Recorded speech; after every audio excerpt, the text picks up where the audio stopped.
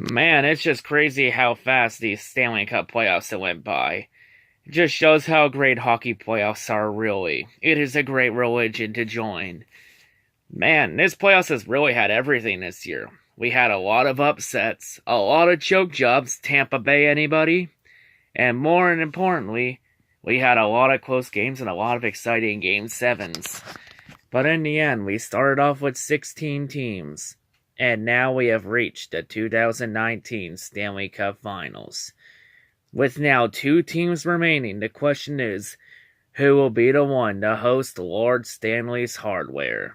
That giant-ass 40-pound cup.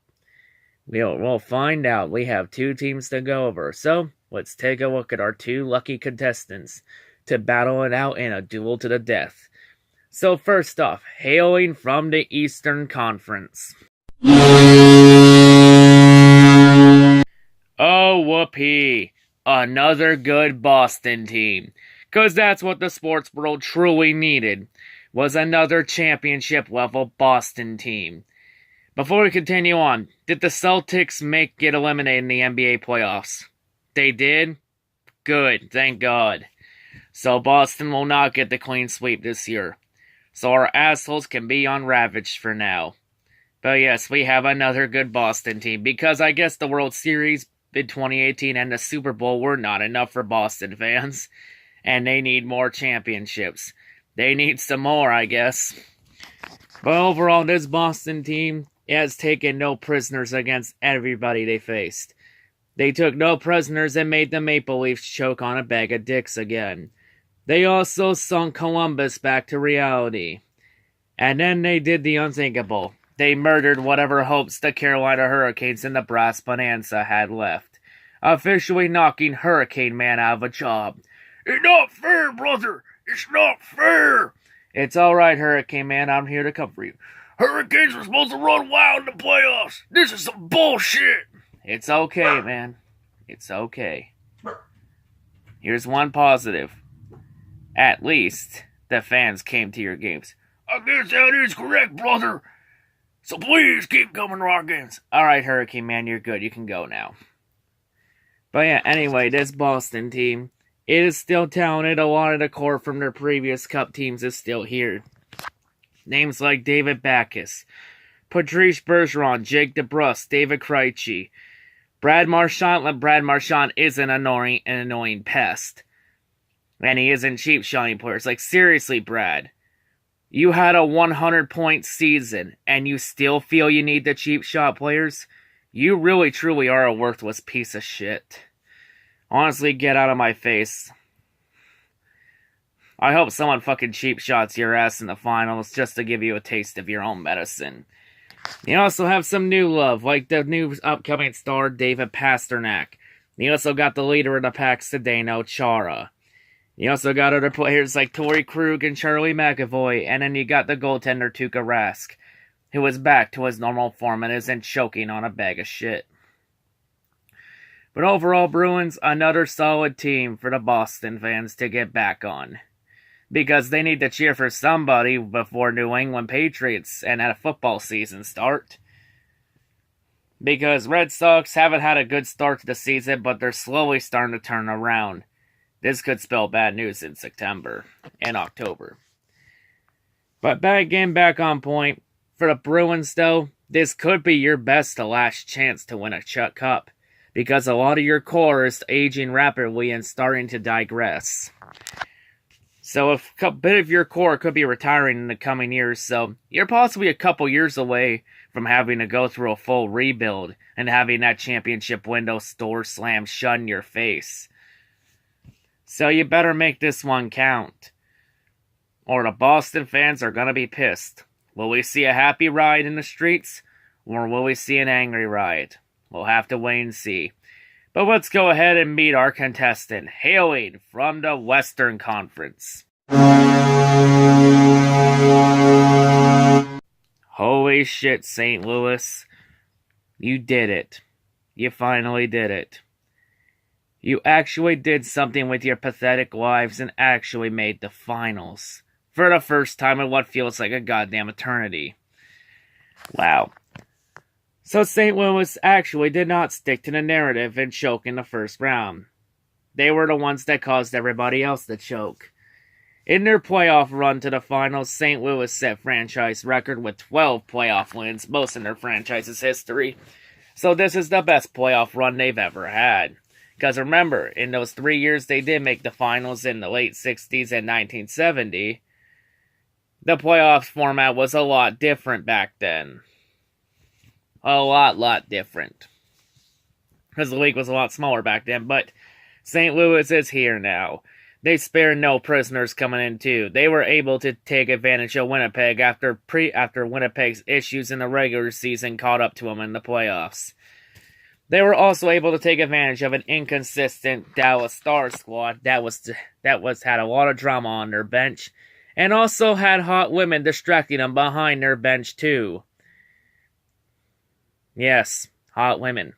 We're not going to go into further detail on that last one. And then they took advantage of the San Jose Sharks sticking to their old narrative and choking on the stick again.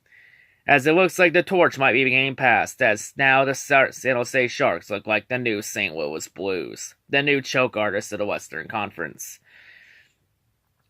So in St. Louis, this squad is a great squad. This squad has the likes of Tyler Bozak, a former Maple Leaf. They also have Robbie Fabry, who didn't get struck down by the hockey gods with a hatchet. They also got Ryan O'Reilly, Dustin Perron, Braden Shen, Jordan Schwartz, Alex Steen. You also got the generational talent Vladimir Tarasenko. You also got names like Joey Bouwmeester, Michael Del Sotto, Carl Gunnarsson, and the captain, the leader of the pack, Alex Pietrangelo. And you also got goaltender Jake Allen. I'll admit, St. Louis actually went a lot further than some people may have thought.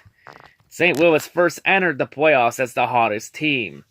Well, they're not the hottest team entering the finals. That advantage goes to Boston, because Boston enters on a 7-game winning streak. St. Louis, on the other hand, enters the finals on a 3-game winning streak. But St. Louis, they did deal with a lot of adversity. Because remember, it was around January, February, this team was almost dead last in the Western Conference at almost the midway point of the season. And then St. Louis got their shit together and was able to make a massive charge up to get into the top 3 in the Western Conference.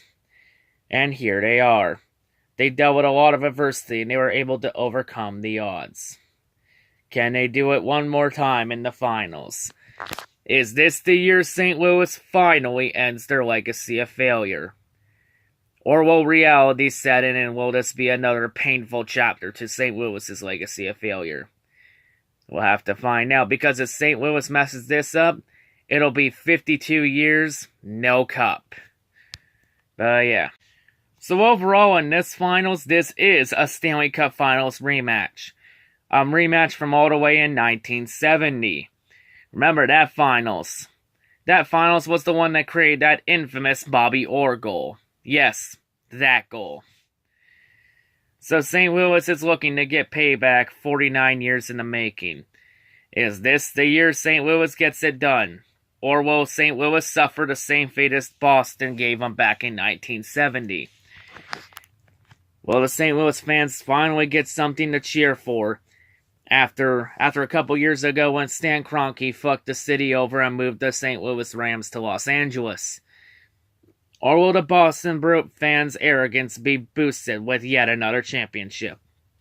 We will have to wait and see. This is a finals that could honestly go either way, but now the one question remains. Who will win it all? So I've heard a lot of people talk about how great a sports city Boston is. I don't care for their feelings.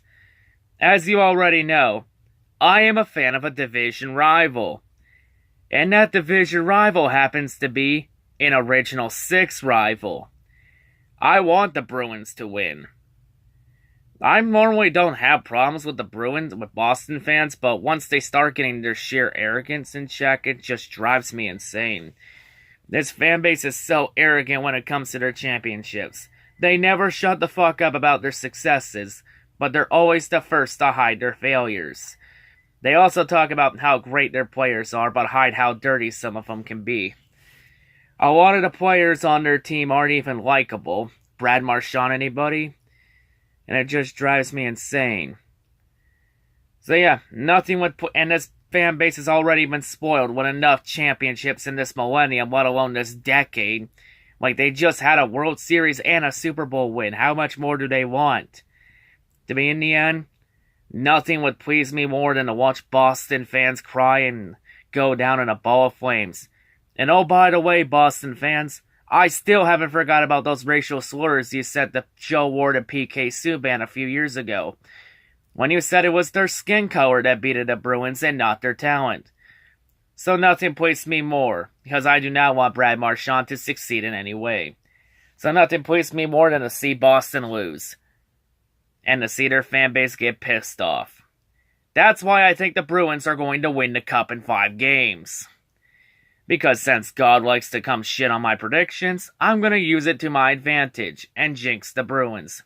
There it is, Boston. You officially just been jinxed. Oh, God. Oh, God. Now that I'm trying to use that shitting to my advantage, God's now going to have the Bruins win. Fuck. But yeah, that's my finals prediction. We know what yours are. Let's enjoy this last go-around of playoff hockey before we're all left with just baseball for the rest of the summer. Here's one positive we can say about this playoffs, though. It's a hell of a lot better than the NBA playoffs. But yeah, that's all I gotta say. Hope everyone's a great day. Peace out, and Jinxon, don't fail me now.